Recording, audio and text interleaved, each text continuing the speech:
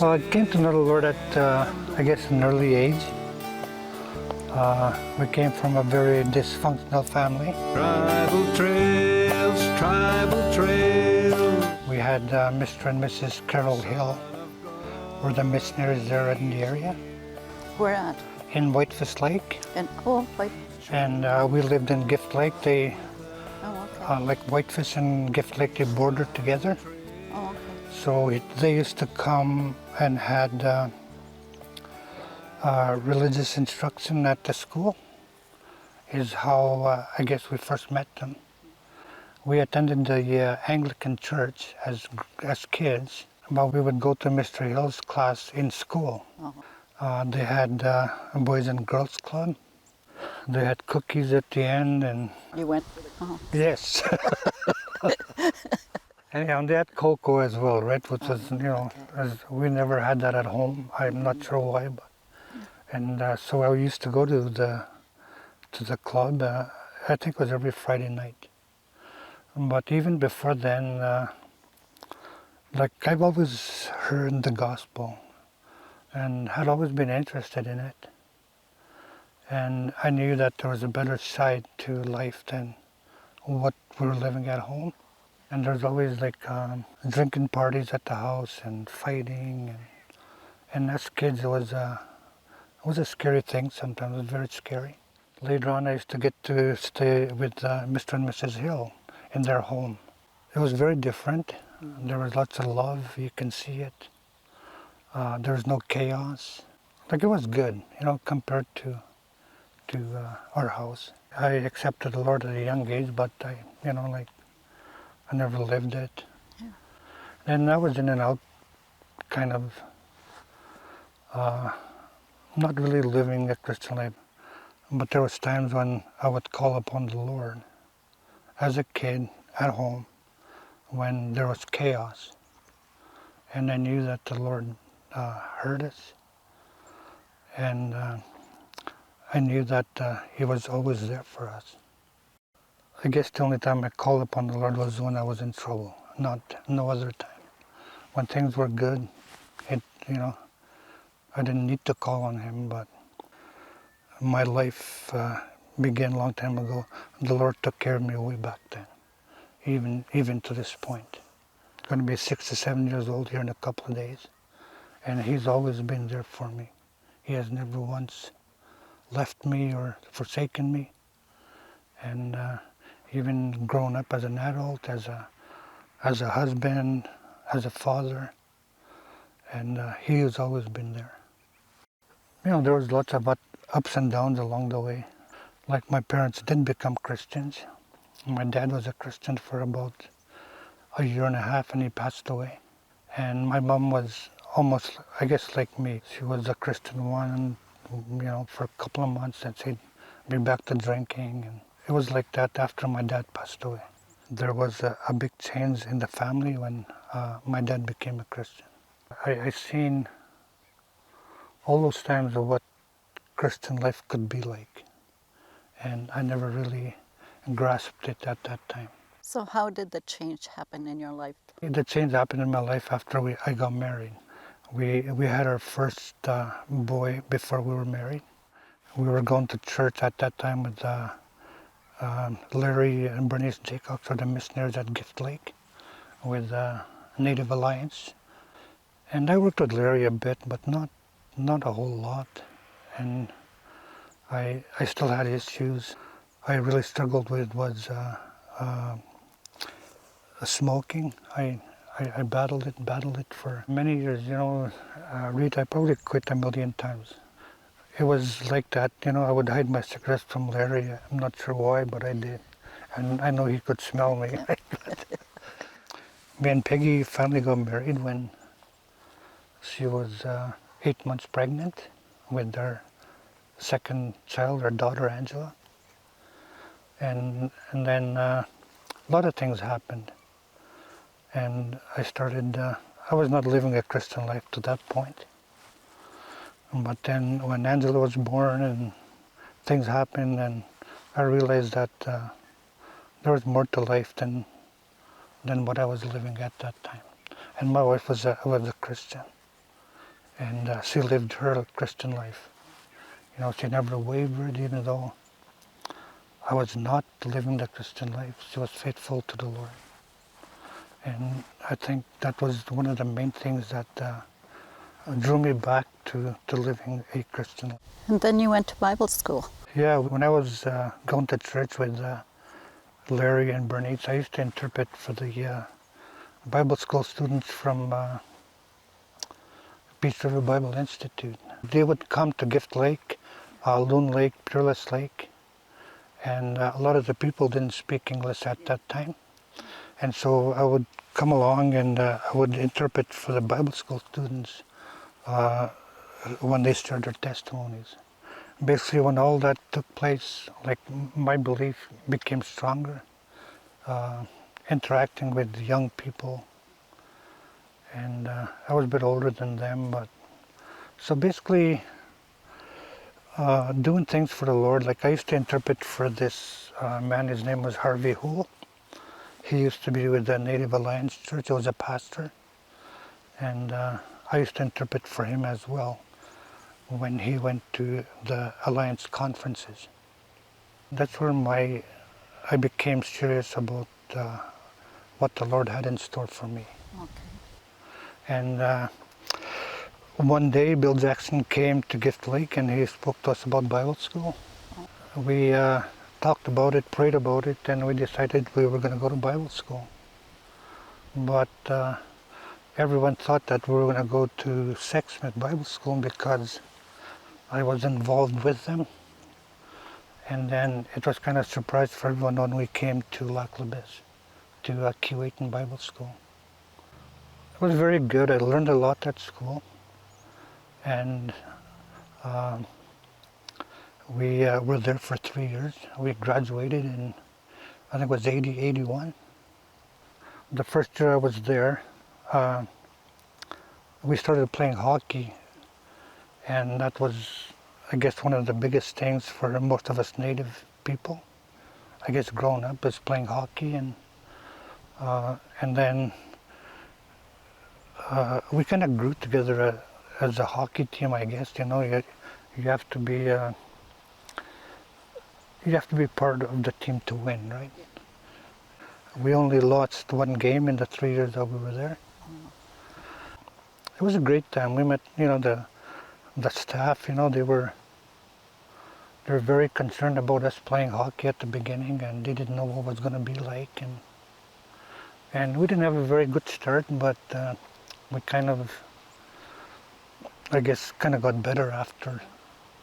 And because we were it was body checking, right, when we first started. So, and things kind of sometimes get out of hand. But then again, I guess we learned about the Bible. We learned about stuff. When I met Mervyn, I guess Mervyn became a good friend. Him and Carol Ann, and we're still friends to this day. You made, I guess, lasting friendships with people, Christian people. And one of the ministries that I have going right now is I text people every Sunday morning and let them know that I'm praying for them, and so that good. gives me strength. Yeah. I text people, they text back, and it's like, I don't know, I have a big family, and I get texts during the week as well. Somebody needs prayer, and then we all, sometimes, someone will send a text to 10, 15 people. It's a bond that is always there. Yeah. Tell me a little bit about your family. Yeah, we have 3 kids, and well, they're not kids anymore, but I guess they'll always be kids to us. We have Dean, my oldest boy, Angela, my middle daughter, she's our only daughter, and then we have Rod Jr. And Rod Jr. has twin boys, and Angela has the one boy, Tatum, and then Dean has 4 kids. Oh, wonderful. And Dean's kids are adults now, but again, they'll always be kids to us, I guess. Yes, yeah. And the two girls live in Edmonton, and the two boys are still here in Bonnyville. Yeah. The oldest girl is a nurse, and Mercedes is involved with the government somehow. Our oldest grandson is a heavy-duty mechanic. We are very proud of our kids, and they're living on their own. They have their own families, Yeah. and which is great to see. You know, they do well, and they all work, and so we're very proud of our children, and even our grandchildren that are working. It's great to see that. So Rodney, you mentioned you come from a dysfunctional home, and now with your home, you know, your children are growing up in a Christian home. Is that important, I guess? Yeah, it is very important, and I guess like it's a very long story, but anyhow, when we left Gift Lake, the reason why we left Gift Lake was to come and help with a native church here in Bonnyville. Oh, okay. But very sad to say, the missionary left and the church fell apart, Oh, that and it was- never rebounded, oh, and that's there too is no bad. native church here to this day. That's why we're brought into. That's how we ended up in Bonnyville, and basically my wife is a very strong Christian, and she don't really put up with anything. Is that important? It is, and I think Yeah. that's what made our kids what they are today. And even for myself, again, very sad to say, very embarrassing. I went back drinking for many years after being a helper here at the church in Bonnyville. But my wife kept true to the Lord. She never wavered, and the kids seen that. And we're a very sports orientated family. I got to play ball with my whole family, and those were the times that drinking was, you know, it was always after every game. It's almost like that was part of playing ball. And then I drank with my kids, which I never liked, and I was never comfortable with it. And I smoked with my kids again. I was never comfortable with it. I had a lot of stuff going on, you know. Because my wife was a very strong believer, she never once said, if you don't quit drinking, this is going to happen, or she just lived her life, you know. But she didn't like what was going on. You know, all those years that I drank, no matter how drunk I was, the Lord always called me. You know, I could hear His voice. Oh, You know, He never once forsook me, even during those times. And finally, to the point where I was laying in bed with my wife one day, and I asked her if she would be able to forgive me for all the wrong that I did to her. And, you know, she didn't think very long about it, and she said yes. And me, like a dummy, I thought maybe she didn't hear me proper. But she forgave me, you know, and then that's when things began to take form. And Donna came along, and Donna had breast cancer at that time. and Donna is Peggy's sister. Yeah, the younger sister, and they did a fundraiser for Donna. And I was still smoking at this time. And you know, I used to walk around this lake here, right where we're at. Yeah. Rita, I don't know how many times I threw my cigarettes away and said I quit. Yeah. Then I'd come back the next day. Pick them up. I made sure they never hit the water, you know, because Go back and pick them up. yeah. And then basically, I wanted to do this run for Donna. It was a marathon that they were doing for Donna, and so I threw my cigarettes away into the water. And I started running.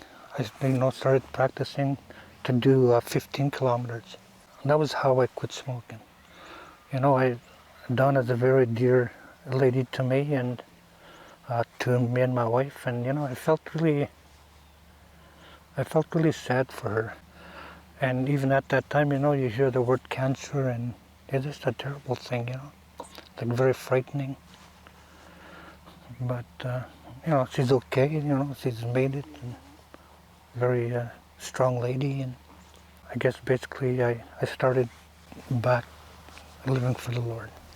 Yeah. Okay. Thank you, Rodney, for sharing your testimony with us. It's not easy walking with the Lord. Sometimes some people, when they committed their life to the Lord, they start walking and away they go. Mm-hmm. But sometimes, like you people share, it's not easy. Mm-hmm. No, and the graciousness and the mercy and the love of God, shines through your testimony, and how He never leaves us. Mm-hmm. There's people watching who are struggling with that very thing. Mm-hmm. Rodney, would you like to share, encourage them to keep on trusting and walking, and God will see them through? Yeah, for sure. And I was helping with the native church here in Bonneville. I guess I was the pastor of the church, and there was really no support from the church financially. And then I had to find a job at the same time. And when the missionaries left, it was like they handed the church over to the native people on Sunday. The church split on Wednesday. So that's Monday, Tuesday, Wednesday. And because we had new believers, there was a lot of issues in the church, right? There was young married people, even older married couples. And, I was counseling sometimes 3 o'clock in the morning. Some couple would call me, they're fighting, and then I would have to go. And then I would have to get up 6 o'clock in the morning to go to work. And it was a full-time job, and, it got very discouraging. And no one's there to support you. No, and You're basically alone. we had disgruntled people at the church, and I didn't know very much about church, governance of the church. I was just new and all that, right? And basically it got to the point where I gave up. I gave up, but I kept on going.